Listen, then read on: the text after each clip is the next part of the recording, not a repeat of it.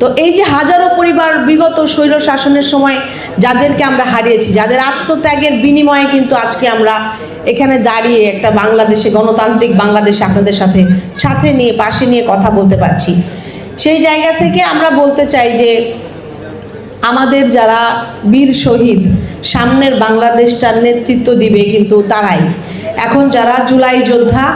আপনারা যারা তরুণরা, সেই স্বপ্ন দিয়ে যে বাংলাদেশকে আপনারা এঁকেছিলেন দেয়ালে দেয়ালে গ্রাফিতিগুলোতে জুলাইয়ের সময়ে বিগত গণ অভ্যুত্থানে, আমরা কিন্তু সেই বাংলাদেশটাই ইনশাল্লাহ গঠন করতে চাই আপনাদের নেতৃত্বে, আপনাদেরকে সাথে নিয়ে, আপনাদের হাত ধরে। এবং একটা কথা খুব স্পষ্টভাবে এই জুলাই আমাদের কাছে প্রমাণ করে গেছে যে একজন নাগরিকের সাথে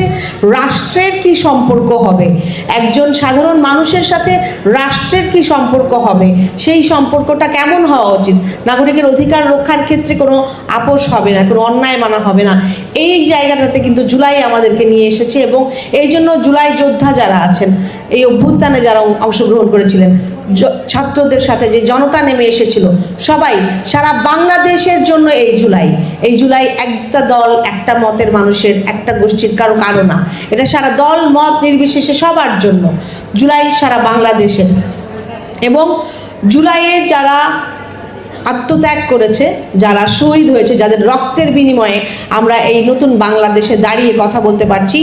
সুন্দর বাংলাদেশকে এই ধ্বংসস্তূপের উপরে দাঁড়িয়ে, এই হত্যাযজ্ঞ যে চলেছে,